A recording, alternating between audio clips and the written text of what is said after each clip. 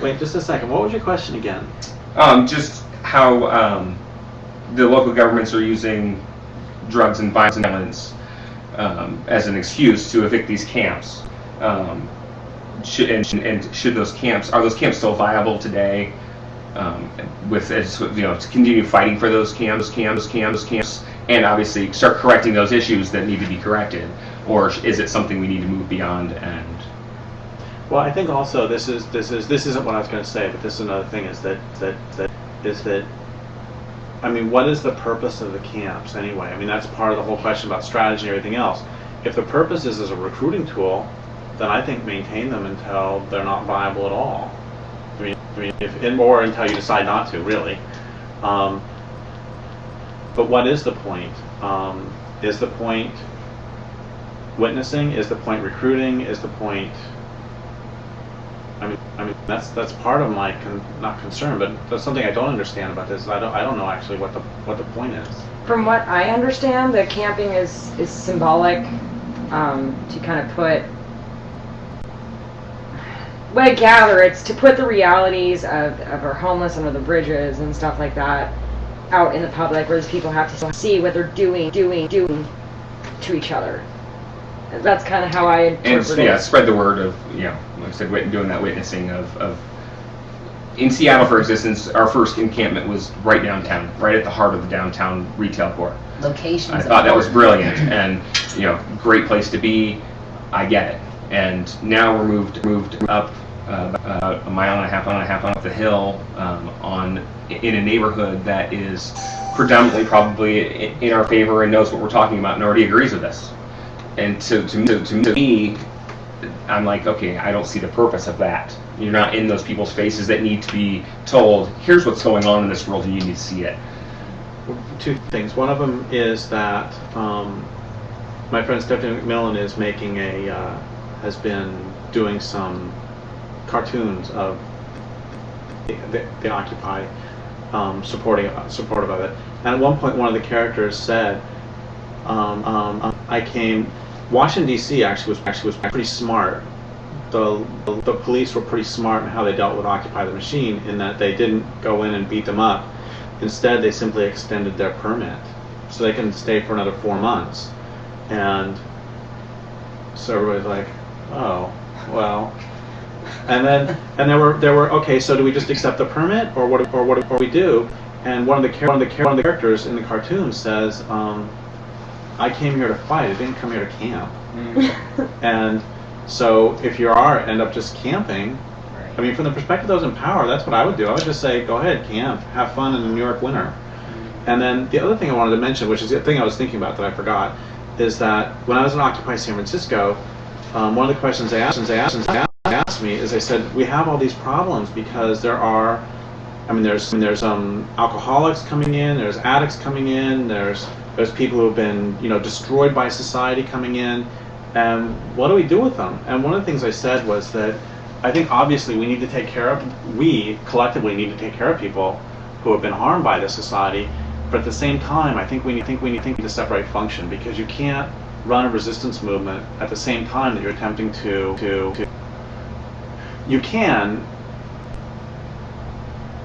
I think of the Black Panthers, when they had the breakfast programs, and then they also had more militant parts of the movement. But at the same time, those functions were kept somewhat separate. They didn't try to feed everybody in their armed bunkers. I mean, that wouldn't make any sense. Right. And so I think insofar as possible, that's part of the problem is that, and this has been quite intentional on the part of those in power to sort of push these groups together. But basically what that's doing is that's turning a resistance movement into a social welfare movement. And those are different functions. And that's not to say that social welfare is useless. It's very, very important, but it's not the same thing as a resistance movement. So, and I think that would tie back to if somebody's good at those social services, let them do that. Right. But yet you need to have those people who are going to go out and get arrested. And don't let the state off the hook for this either. Because that's why they pretend that there's a state, is to take care of the least of these, or those who've been the most harmed. But we all know that's not really what's happening. But in any case, that's still.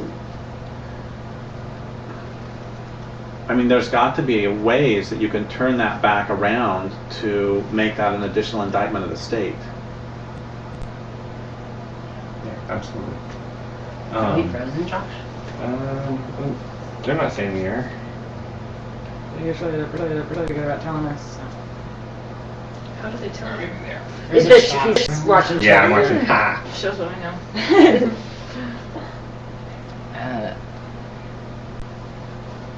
Crap. Oh, they No, sent us kind of questions. moved. Lisa sent.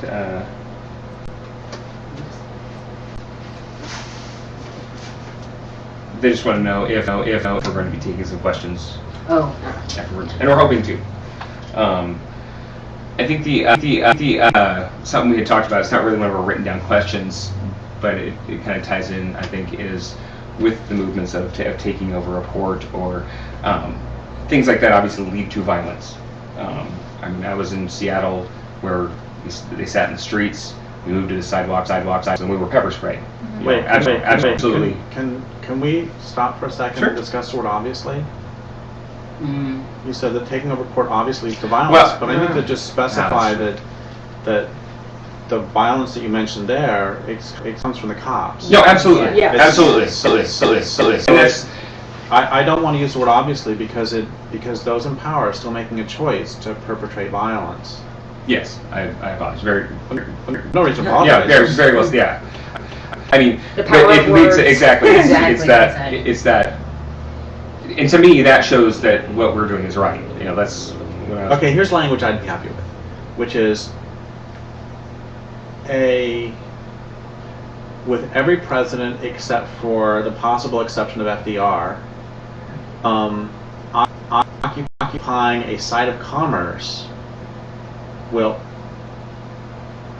oftentimes those in power respond by violence to that. And the reason I set off FDR is because there's this one time. More than once. Well, one of the things FDR did that was pretty cool is there would be strikers, and he would actually send in the cops to protect their right to strike.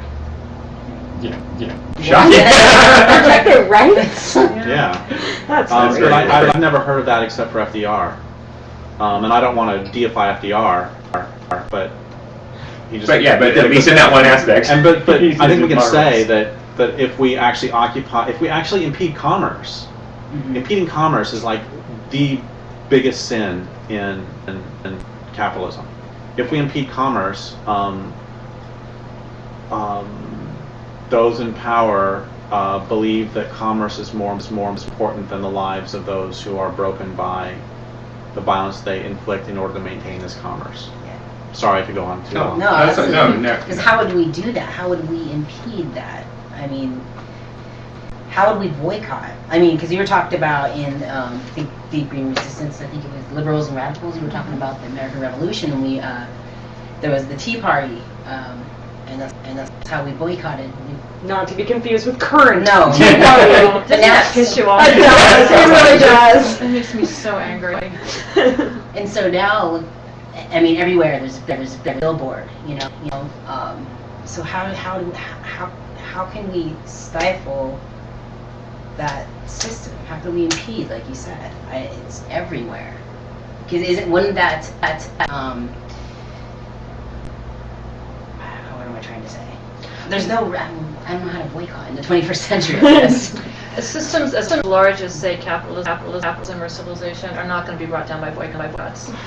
Slavery was not going to be brought down by boycotts. I mean, something that's that entrenched as an entire system, you can make tiny little changes. I mean, we can get Wendy's to stop using battery cage Timbs. I mean, small things like that, yes, we can apply pressure, and we should do those things. I mean, it's all a continuum.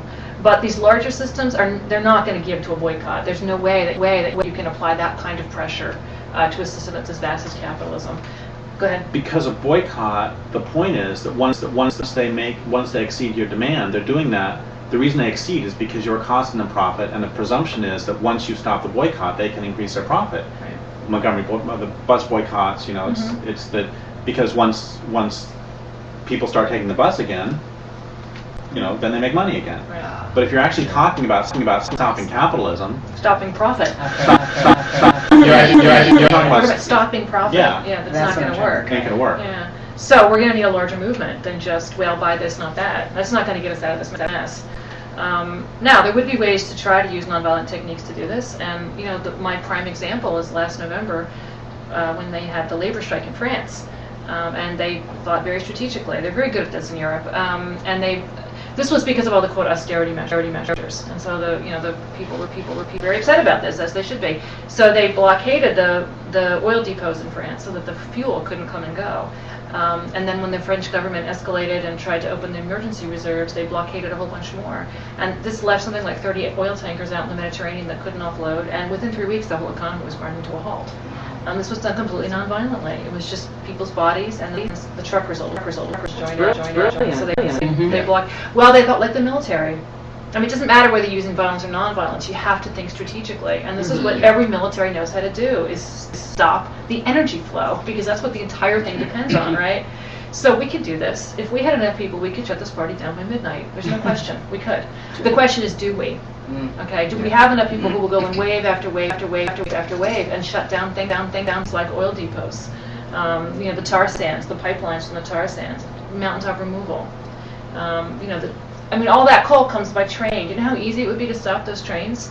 But nobody will think strategically about this. And for whatever reason, the environmental movement and left in general has taken all those tactics off the table entirely. I don't know why. The plan They're perching. It's gone. I mean, I don't know. We've all lost the ability to think strategically in this country. I totally agree. It's insane. I think it's the fear of violence from the other side.